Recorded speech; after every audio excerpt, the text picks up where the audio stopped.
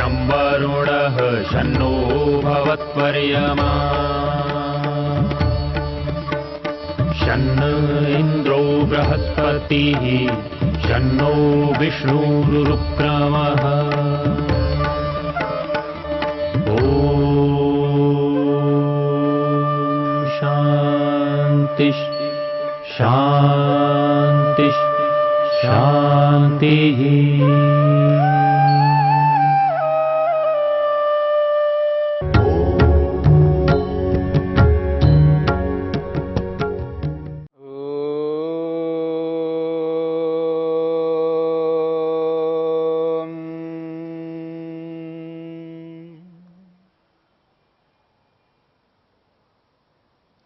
हमने साधन पाद के माध्यम से अब तक 22 सूत्रों तक विचार किया है।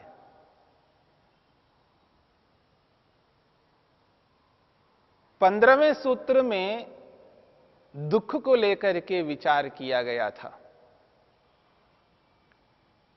मनुष्य को इस संसार में 4 प्रकार के दुख प्राप्त होते हैं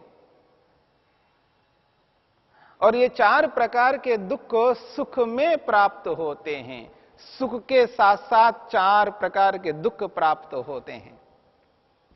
साधारण व्यक्ति सुख में छुपे हुए इन 4 दुखों को नहीं देख पाता है। एक विवेकी व्यक्ति है, योगाभ्यासी व्यक्ति है। विवेक को लेकर के स्पष्ट किया जा रहा था। जो विवेकी है वही व्यक्ति इस संसार में प्राप्त होने वाले सुखों में 4 प्रकार के दुखों को देखता है और जब दुखों को देखता है तो उसके लिए संसार सुख रूप ना होकर के दुख रूप के रूप में दिखता है। और दुख कौन सा ऐसा दुख है जिसको दूर किया जा सकता है? तो 16वें सूत्र में स्पष्ट किया है, जो अभी आया ही नहीं है, अभी दुख प्राप्त हुआ ही नहीं है, पर प्राप्त होने वाला है। हेयम दुखम अनागतम, जो अनागत दुख है वो दूर करने योग्य है। जिस दुख को हमने भोगा है, समाप्त हो गया है, उसके बारे में कुछ सोचने की आवश्यकता नहीं है। जिसको तो भोग लिया है, जिसे समाप्त कर लिया है, और जो भोगा जा रहा है, वर्तमान में जो भोगा जा रहा है, उसको भी दूर नहीं कर सकते। जिस क्षण में, जिस काल में दुख भोगा जा रहा हो, उस क्षण के दुख को दूर नहीं किया जा सकता। आने वाले अगले क्षण के दुख को दूर किया जा सकता है। इसलिए हेयम दुखम अनागतम, जो अनागत दुख है, भविष्यकालीन दुख है, उसी को दूर किया जा सकता है। महर्षि वेदव्यास ने 4 बातें बताई हैं। एक दुख होता है और एक दुख का कारण होता है। एक सुख होता है और एक सुख का कारण होता है। दुख दुख का कारण, सुख और सुख का कारण। योग शास्त्र 4 विभागों में विभक्त है। महर्षि वेदव्यास ने चिकित्सा शास्त्र का उदाहरण प्रस्तुत किया। जिस प्रकार से चिकित्सा शास्त्र के 4 विभाग होते हैं, रोग, रोग का कारण, स्वास्थ्य और स्वास्थ्य का कारण। रोग क्या है और उस रोग के कारण क्या है, आरोग्य क्या है और उसके लिए औषधि क्या है। इस प्रकार चिकित्सा शास्त्र 4 विभागों में संपूर्ण हो जाता है। ठीक इसी प्रकार से योग शास्त्र भी 4 विभागों में संपूर्ण हो जाता है। दुख, दुख का कारण, सुख, सुख का कारण। महर्षि वेदव्यास ने स्पष्ट किया था, दुख संसार है, दुख संसार है। और इस दुख का कारण जो है बताए वो संयोग है। दुख, दुख का कारण, दुख संसार है और संसार दुख का दुख है, तो उसका कारण है संयोग, संसार में आने का संयोग। आत्मा जब संसार के साथ जुड़ता है, उसका संयोग होता है, तभी तो दुख होता है। और सुख क्या है, उसके बारे में भी स्पष्ट किया है। सुख तो मोक्ष है, और उस सुख रूपी मोक्ष का उपाय जो है, उसका जो कारण है, उसको बताया है सम्यक दर्शनम, यथार्थ ज्ञान। और ये जो संयोग है, वो किसका संयोग होता है, तो उसको स्पष्ट किया था, दृष्टि दृश्ययोः संयोगो हेय हेतु। दृष्टा और दृश्य, इन दोनों का जो संयोग है, वो दुख का कारण है। ये 17वें सूत्र में स्पष्ट किया था। और दृष्टा और दृश्य, इन दोनों का जो संयोग है, ये संयोग ही दुख का कारण है। तो 17वें सूत्र में जब संयोग को लेकर के बताया, तो दृष्टा और दृश्य, ये दोनों बात सामने आ चुकी है। एक दृष्टा है जीवात्मा, और एक दृश्य है। और दृष्टा और दृश्य को समझाने के लिए महर्षि वेदव्यास ने, महर्षि पतंजलि ने स्पष्ट किया है कि दृष्टा कौन होता है, उसका क्या स्वरूप है, और दृश्य कौन होता है, उसका क्या स्वरूप है। 18वें सूत्र में महर्षि पतंजलि ने दृश्य के स्वरूप को स्पष्ट किया, और उस दृश्य के भेद कितने होते हैं, उन भेदों को 19वें सूत्र में स्पष्ट किया। और 20वें सूत्र में दृष्टा के स्वरूप को स्पष्ट किया। और 21वें सूत्र में यह बात कही गई है, ये जो संसार है, ये जो दृश्य है, ये दृश्य आत्मा के लिए, जीवात्मा के लिए, तदर्थ एव दृश्यस्य आत्मा। ये जो दृश्य का स्वरूप है, ये जीवात्मा के लिए, इस बात को लेकर के स्पष्ट किया। और जब जीवात्मा अपने प्रयोजन को पूर्ण करता है, तो प्रयोजन पूर्ण करने वाले उस आत्मा के लिए ये दृश्य समाप्त होता है। पर जिन्होंने प्रयोजन को पूर्ण नहीं किया, उनके प्रति संसार संसार के रूप में रहता है। इस बात को 22वें सूत्र में स्पष्ट किया। कृतार्थम प्रति नष्टम अपि अनष्टम तदन्य साधारणत्वात्। तो इस रूप में दृष्टा और दृश्य को लेकर के स्पष्ट किया गया है, और दृश्य को स्पष्ट किया गया है, दृष्टा के स्वरूप को स्पष्ट किया गया है। अब ये जो संयोग है, इस संयोग को स्पष्ट किया जा रहा है। दुख को बताया है, दुख के कारण को बताया है। अब ये जो दुख का कारण जो संयोग है, इस संयोग के स्वरूप को स्पष्ट किया जा रहा है। संयोग की परिभाषा की जा रही है कि संयोग किसे कहते हैं, संयोग किसे कहते हैं। इसलिए महर्षि वेदव्यास ने छोटी सी एक भूमिका बनाई।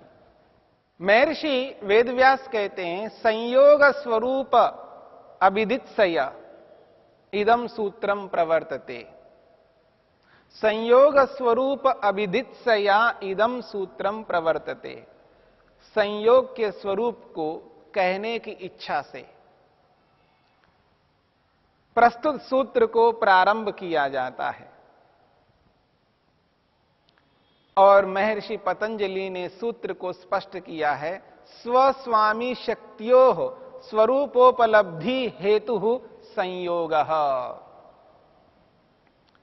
महर्षि पतंजलि कहते हैं, स्वस्वामी शक्त्योः स्वरूपोपलब्धि हेतु संयोगः। संयोग को स्पष्ट करते हुए ऋषि कहते हैं, स्वस्वामी शक्त्योः, स्व और स्वामी, इन दोनों शक्तियों की जो उपलब्धि है, स्वरूपोपलब्धि, इन दोनों के जो स्वरूपों की उपलब्धि का जो हेतु है, कारण है, वो है संयोग। संयोग एक है स्वशक्ति और एक स्वामी शक्ति। स्वशक्ति कहते हैं दृश्य को, जो स्व के रूप में विद्यमान है, संपत्ति के रूप में विद्यमान है। और स्वामी जो है आत्मा को कहते हैं, पुरुष को कहते हैं, यानी जीवात्मा को कहते हैं। हम जो जीवात्माएं हैं, हम स्वामी हैं। किनके स्वामी हैं? इस संसार के, इन दृश्य पदार्थों के। ये है स्वशक्ति है, दृश्य शक्ति है। तो स्वशक्ति और स्वामी शक्ति, इन दोनों के स्वरूपों की जब उपलब्धि होती है, इन दोनों के स्वरूपों का जो ज्ञान होता है, इन दोनों स्वरूपों का जो ज्ञान होता है, इसके पीछे जो हेतु कारण है वो है संयोग। संयोग है। संयोग के कारण से ही स्व और स्वामी, इन दोनों के स्वरूपों को हम जान पाते हैं। इसके बिना जानना नहीं हो सकता। तो स्वस्वामी शक्तियों स्वरूपोपलब्धि हेतु संयोग।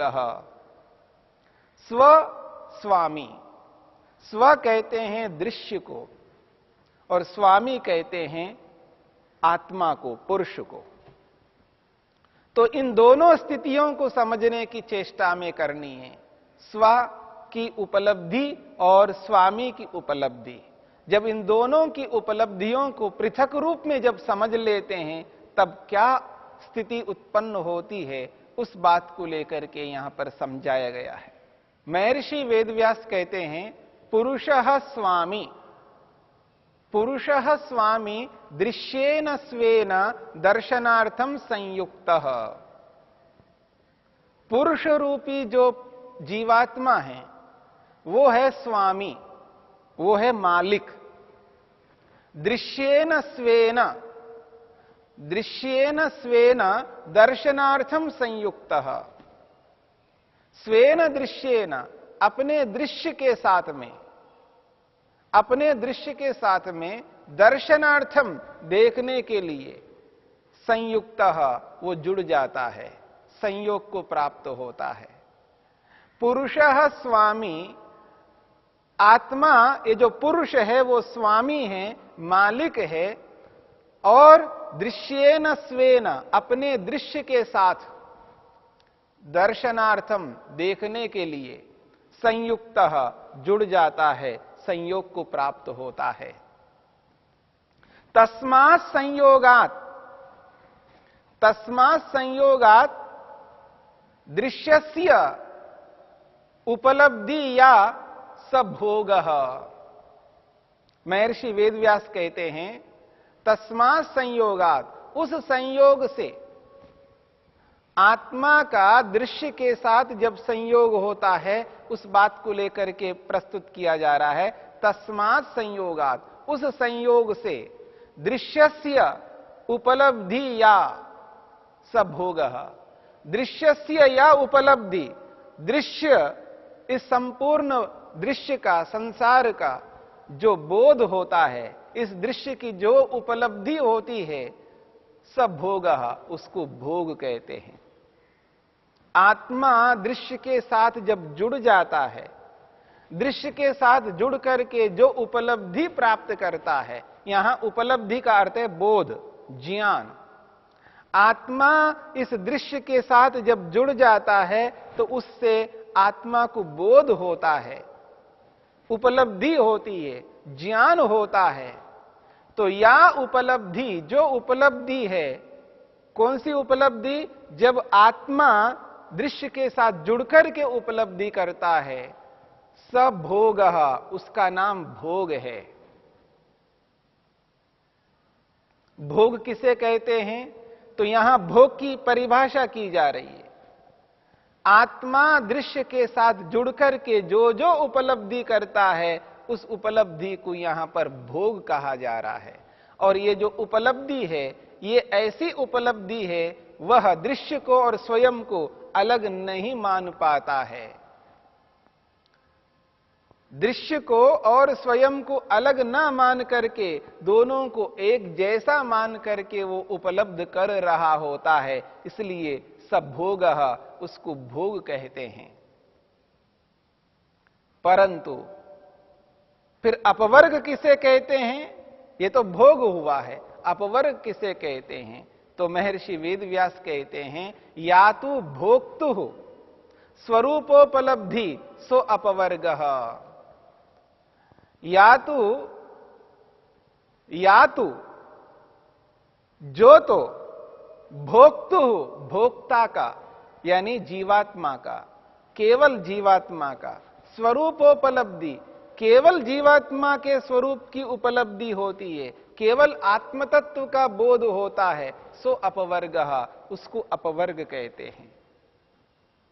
जब आत्मा जो स्वरूप की उपलब्धि करता है, केवल आत्म तत्व का बोध करता है, मैं ऐसा हूं, मैं चिति शक्ति हूं, अपरिणामिनी हूं, दर्शित विषय वाला हूं, शुद्ध हूं, अनंत हूं, जब अपने आप को केवल चेतनत्व को अनुभव करता है, या तो भोक्तु हो स्वरूपोपलब्धि, जो भोक्ता के स्वरूप की उपलब्धि होती है, सो अपवर्ग, उसको अपवर्ग कहते हैं।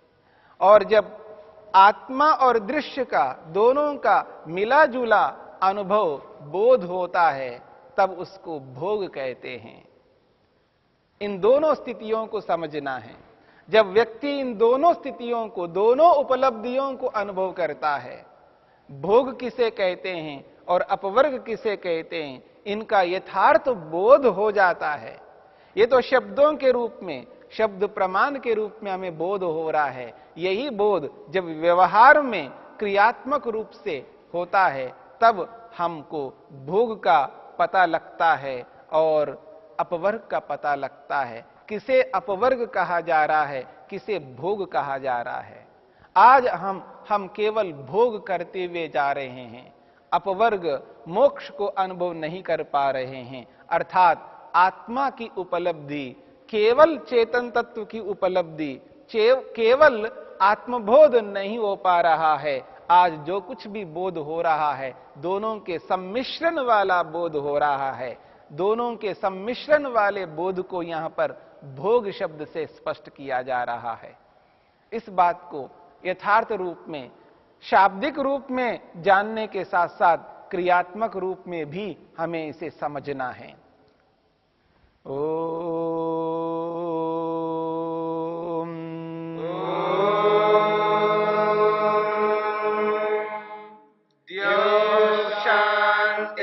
शांतिरंतरिक्षं शांतिर्पृथिवी शांतिरापः शांतिरोषधयः शांतिः वनस्पतयः शांतिर्विश्वे देवा शांतिर्ब्रह्म शांति सर्वं शांति शांतिरेव शांति शाम